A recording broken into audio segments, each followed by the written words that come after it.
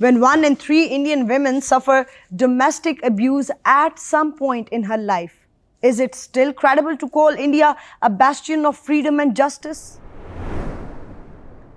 According to UN Women's 2022 global database, India ranks among the top 10 countries for prevalence of intimate partner violence, with 30% of women aged 18 to 49 reporting physical or sexual violence by a partner.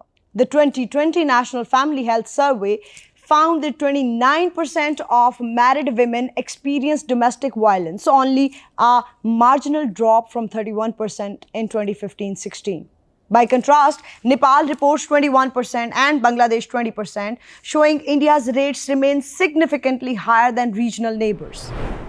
India's rigid caste system perpetuates cycle of violence. Data from the National Crime Records Bureau reveals that cases of dowry death, a form of domestic homicide, are disproportionately high in states with entrenched caste hierarchies, such as Uttar Pradesh and Bihar. Surveys published in Social Science and Medicine link lower caste status to 40% higher odds of experiencing spousal abuse compared to upper caste women. In many rural districts, family elders condone or even arrange violence to enforce honor rules, making homes into pressure cookers for younger women. Religious tensions further entangle this issue. Human Rights Watch documents that forced conversions sometimes accompany domestic abuse. Families threaten minority women with violence unless they adopt the majority religion, effectively weaponizing the home as a site of both gender and religious coercion. Such double-edged oppression devastates victims' autonomy and faith alike. Despite these alarming figures, enforcement remains weak.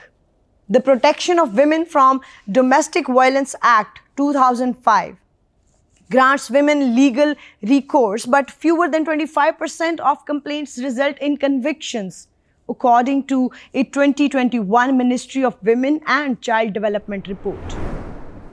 Police frequently dismiss domestic calls as family matters, leaving survivors without shelter, legal aid, or counseling. In 2023, India's National Legal Service Authority noted that 80% of legal aid cells in rural police stations lack trained counselors to assist abuse survivors. Can India claim moral leadership on human rights while millions remain vulnerable behind closed doors? At the UN Human Rights Council, India often portrays itself as a defender of women's rights globally, yet fails to shield its own daughters from violence. In 2022, CEDAW expressed deep concern over India's slow progress on reducing domestic abuse, urging systematic reforms and better data collection. Education and economic empowerment are proven shields against violence. In Kerala, where the female literacy rate exceeds 92% and women's workforce participation is higher, National Family Health Survey NFHS 5 reports a domestic abuse rate of just 13%, half the national average. This contrast underscores that investing in girls' education, microfinance, and community-based counseling can transform homes from danger zones into safe havens.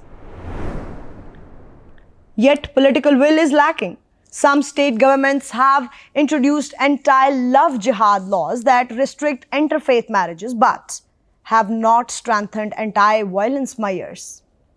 Instead, resources are diverted to rhetoric, while NGOs report that funding for women's shelter has stagnated since 2015. Meanwhile, social media campaigns like #JusticeForShakti, named after a teenager murdered by her husband, ignite momentary outrage but fail to spur enduring policy change. For India to reclaim its democratic promise, it must acknowledge that domestic abuse is not a private matter but a public emergency. Until every woman can step out of her home without fear of violence, India's global standing as the world's largest democracy will ring hollow.